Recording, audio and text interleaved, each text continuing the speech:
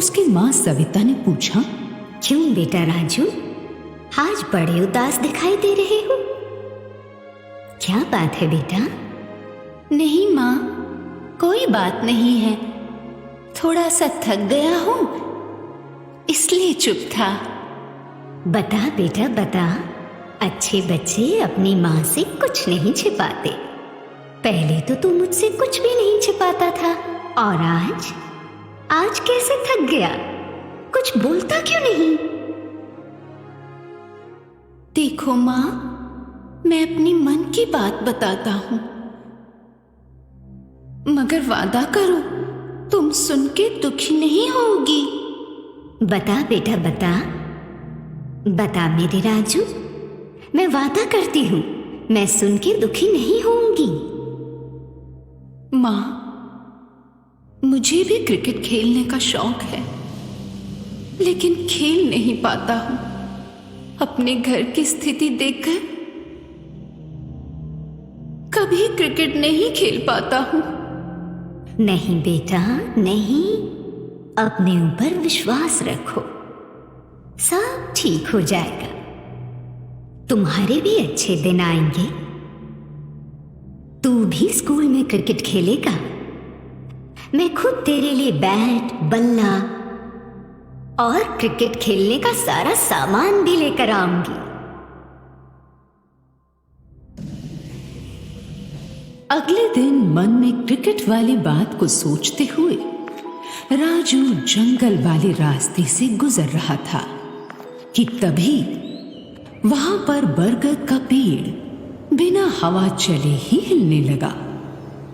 पेड़ को इस तरह हिलते देख राजू रुक गया और उस पेड़ में से बच्चे की आकृति वाला एक डरावना भूत प्रकट होके राजू के सामने आता है।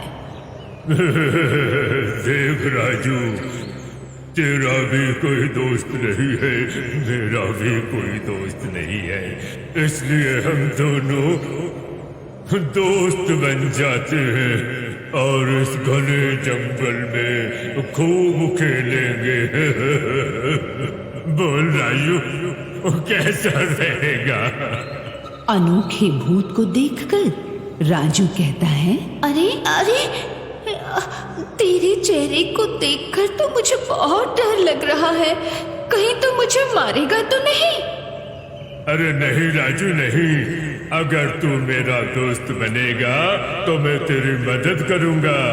जो तुझे परेशान करेगा मैं उसकी जान ले लूंगा। भूत की बात सुनकर राजू बेहद खुश हो गया और फिर जंगल में दोनों ने खूब खेला।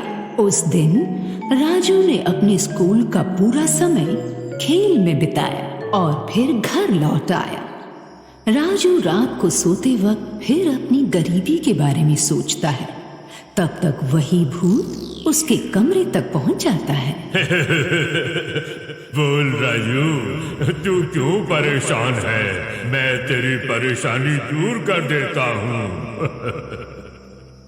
भूत राजू को एक जादुई छड़ी देता है और कहता है कि इस छड़ी से जो भी मांगोगे वो तुम्हें मिल जाएगा। ये लो राजू, अब मैं जा रहा हूँ। अरे दोस्त, तू इतनी रात में कहाँ जा रहा है, अकेले अकेले? अरे वहीं अपने बरगद के पेड़ पे है, पर एक बात ध्यान रखना, कल खेलने जरूर आना। और हाँ, छड़ी और मेरे बारे में किसी को कुछ मत बताना, नहीं तो मैं तुम्हारा दुश्मन बन जाऊंगा, तुम्हें मार दूंगा। भूत राजू से ये सारी बातें कहकर गायब हो जाता है। तो राजू सोचता है, देखता हूँ इस छड़ी का कमाल, वो भूत सही कह रहा था या गलत। ऐसा सोचकर राजू जादुई छड़ी से कहता है, ए जादुई छड़ी, दिखा दे अपना कमाल और कर दे मुझे माला माल। छड़ी से इतना कहते ही छड़ी का रंग लाल हो जाता है और छड़ी उसे सोने से भरा एक थैला देती है। जिसे देखकर राजू बहुत खुश होता है। सुबह होते ही वो सोने का थैला अपने पिताजी को देता है तो उसके पापा उससे पूछते हैं, अरे राजू बेटा, ये बैग कहाँ से आया? पापा, ये बैग मुझे स्कूल से आते समय रास्ते में मिला था। राजू के पापा उस थैले में से धीरे धीरे सोना शहर में बेचते हैं और कुछ ही दिनों में अच्छा सा घर बनवाकर गांव के सबसे अमीर व्यक्ति बन जाते हैं।